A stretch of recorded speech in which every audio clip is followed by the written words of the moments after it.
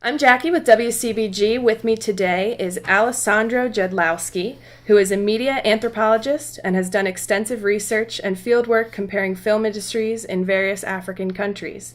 He has authored various articles and has a book coming out about the Nigerian film industry. He's here today to talk to us a little bit about his travels. Hello, Alessandro. Hello. How's it going today? Fine, thanks. Great. So Wagner was brought to your attention through your work with Dr. Stephen Thomas and Stephen Greenwald and your collaborative work with Sandscribe Communications. Can you tell me a little more about that? Yeah, I met Steve in Addis Ababa, Ethiopia, through a common friend of us working with Sandscribe Communication. And it was a very, lucky coincidence because I was there to do some research and he came also to do some work on Ethiopian filmmaking with some other people from Wagner. And so we met they had organized a workshop there at the Rift Valley University in Addis Ababa and they invited me to participate. So that was a good chance to get to know each other, discuss our own interests and get to work together. Yeah. Awesome. So what has been your primary goal in coming to Wagner? Well, I've been lucky enough to be invited here by Steve and give a talk here. So it was a great opportunity for me also to present my work to the students here, to some colleagues, and get to have some feedback from scholars here, and also keep on advancing the collaboration with Steve and other people from Wagner on common interests, particularly the film industry in Ethiopia, which is something we are both working on, and we intend to kind of develop new projects there. So it's an opportunity for me to kind of develop this work. And beyond that, anyway, I've been here in New York while I was doing my PhD a few years ago. I spent a few months here. I know a few scholars working on African media who are based in New York, so it's a great opportunity also to catch up with them, meet other people, possibly interview some other Ethiopian diasporic filmmakers who live here, and as well as Nigerian filmmakers and other people relevant. Is your research primarily done through fieldwork then? Yes, because I'm, as you said, I'm in my fieldwork is in anthropology, in media anthropology. So what is the basic methodological tool of anthropology is fieldwork research, ethnography. So my approach to the study of film and media is through fieldwork, interview with people. I spend time on film sets, talking to the audience, to the film producers, the directors, trying to get a sense of the social environment within which media production takes place. So I normally do that. This is what I did, for instance, for my PhD thesis, which was on the Nigerian film industry. That's called Nollywood.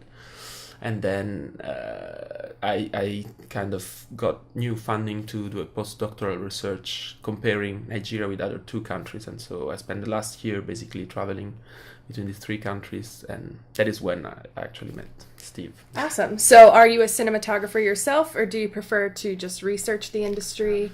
I like both. I've been doing films myself. I attended some class in video film production when I was at university in France.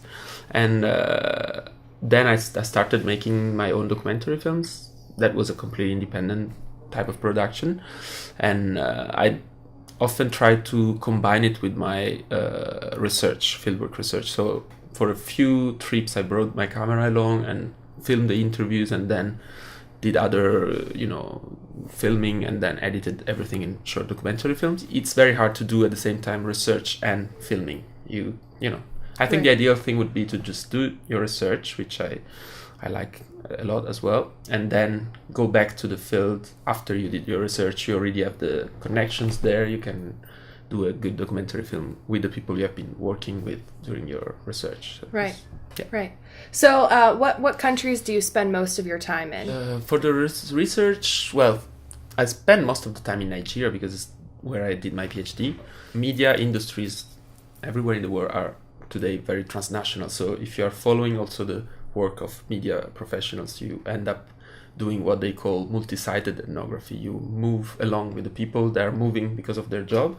So for instance, this winter I went to South Africa, Johannesburg, to attend a big industry meeting and stuff like this. So you end up moving a lot along with the people that you are kind of trying to study, Right. which is fun. It's a bit hectic because at the end of the day I'm constantly moving around, but I like it a lot. And interacting with all different kinds of people, I'm assuming. Definitely. Now that I'm following 3 countries, 3 different industries, different languages, and things keep on changing very, very quickly. So it's kind of hard to really keep up with all the transformations. All the people that work in media are also people that deal with contemporary issues, everyday reality. So you need to know what's going on in order to interact with them. So have you found that your language skills have helped you at all in your studies? Yeah, definitely. Especially the languages, the big colonial languages that are there, it helps you travel around, like French, Portuguese, and English. This helps you a lot in moving around. But of course, then if you want to focus on a region particularly, the best thing to do would be to learn the local language that is spoken there. What has your work taught you about globalization and modern film industries in Africa? This was a bit of the content of the talk yesterday in a way. I think that Africa, the whole continent in a way, has been completely part of the globalization process since always in a way, and contemporary talks about globalization tends to consider Africa just as a receiver of process of globalization that happens elsewhere, or as a margin or periphery of globalization processes, while it has been at the core of these processes from the beginning. And a lot of international media products have arrived in Africa, in Nigeria, for instance, in East Africa, wherever, and have been absorbed and transformed.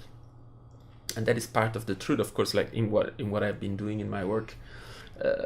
You can see, for instance, how Latin American telenovelas or Hollywood films or Bollywood films, all these products have influenced what has come up there as local popular film production. In another sense, you also have to consider how much local forms of urban and rural popular culture influenced what has happened in terms of film production. So to take again the example of Nigeria, you have a mixture of both foreign and local cultural influence that mix together in a completely new and original product thing. And in a way, by doing this, they made a statement about the blurring of the boundaries or the difference between what is television and what is cinema.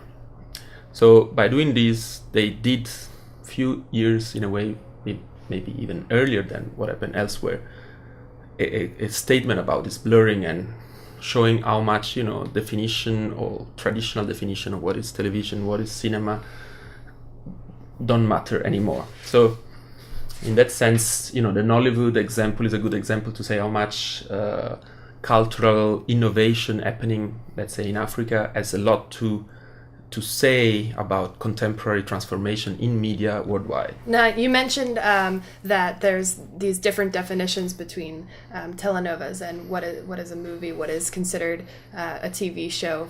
Do you think that varies industry by industry, country by country? Have you noticed that there's a vast difference across the globe with those things? Or? People I've been interviewing for my research, they tend to say whenever you ask them what, for instance, if you ask what is specific about the type of cinema they do, they tend to underline how much, for them at least, cinema is a universal language. So it doesn't matter where you are. If you're doing, you do cinema with a capital C and that's it.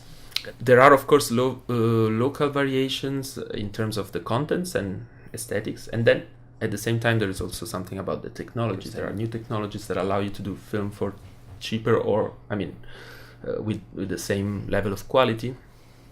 Making a television program or making a film are more similar process than they used to be. In that sense, I think there is a similarity all over the world in terms of the technologies that are transforming and how people move through technologies and adapt to them. This is more of a global trend to me.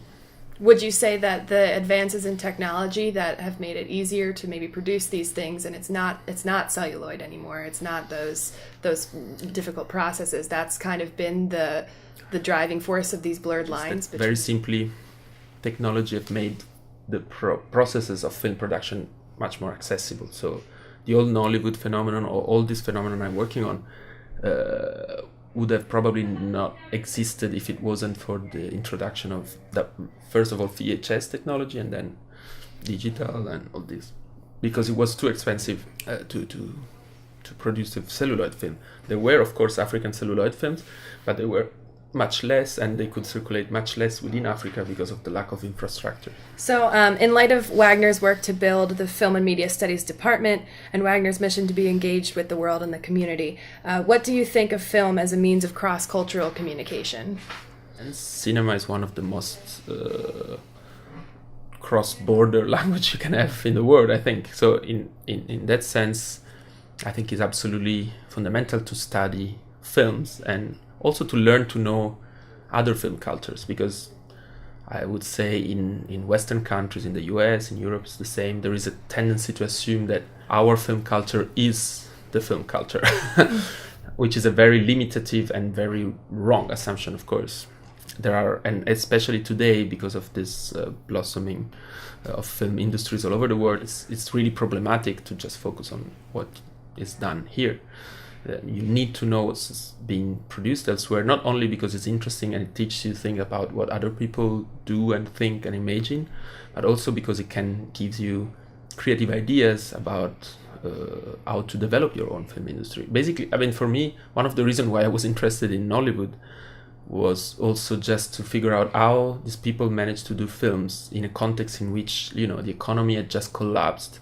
It was a situation of real crisis, and nevertheless these people were producing 1,500 films a year. I was interested in seeing how in a place like Nigeria people have kind of find a solution to that problem and made the whole filmmaking process more accessible and found alternative ways to make their own films circulate. Have you found that that Nollywood films market towards a different community than perhaps American films or European films, or do you think it's mostly the same? You mean the audience that they target? Yes, correct. Now, of course, I mean the Nigerian films, as much as the Ethiopian and the Ivorian films, they mainly target local audience, or like for Nollywood, they target Pan-African audiences. They definitely don't target intentionally Western audience, or in bracket white audiences. That really is not their objective. Nollywood has begun to really target diasporic audiences, and among the diasporic audience, they really look forward to reach the African American audiences. They really want to do that, and in that sense, they have been very successful because nobody else had really tried to address those audiences before, because African audiences had always kind of been left with foreign products, like, you know, they were watching American films, Indian films. They were not watching their own images in a way. Now, do they have markets in New York, like perhaps in Brooklyn and the Bronx? Nigerian films, Ethiopian films, Ivorian films do circulate a lot transnationally and globally, but along networks that are not the, you know, frontline networks that you would look at from a Western point of view. So if you don't look for them, you have the feeling that there is none of them around. But actually, once you know, if you go to Brooklyn, Bronx, or plenty in Washington or other, Houston is a place where a lot of Nigerians are, you find a lot of Nigerian films. Now, also because Nigerian films have switched from circulating in VCD, VHS format to internet, they are slightly less visible than they used to be a few years ago. Nevertheless, you definitely can find them. For you know, an example from my research, when I started doing my research in Naples, you know, I was living in Naples and wanted to get some Nigerian films. At the beginning, I thought I had no idea how to get them, you know. I maybe ordered them from some friends in London, and then I just went out to a African market in Naples and got plenty of them. It's just that they were, you know, behind other stuff because they were destined to African audiences. They were not for me in a way. So I had to kind of look for them. But once I got to understand what were the network where they were circulating, there were plenty. And wherever I've been after I started this research, I'm able to find Nigerian films, you know, from the whatever city. Now I live in Belgium, and you can find them everywhere if you want. What's your next project that you have planned? Now, well, I applied for funding to try to finish this one, which I would really like to.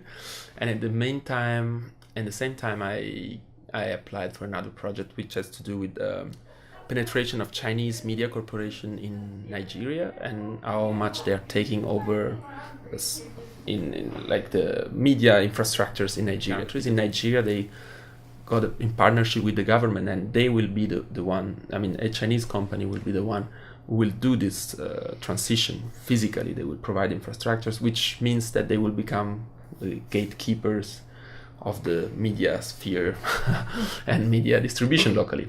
So my interest is in looking at that transition. This project would be a kind of multidimensional approach to that, looking at the elites, like the big businessmen that are doing this, and also on the other side, the small Nigerian producers and how their life and their work changes when they have to move from interacting with other Nigerian entrepreneurs or producers, or the South African producers that were ruling the market until recently, to Chinese. How do they do the switch? Right. How do they reinvent the way they produce films, the stories they have to tell, and right. etc. Well, I will be interested to hear from Dr. Thomas updates on your future endeavors. But on behalf of WCBG, thank you for taking the time to meet with me today. Great. Thanks. Thank you very much. It was a pleasure speaking with you. You're listening to WCBG, Small College, Big Voice.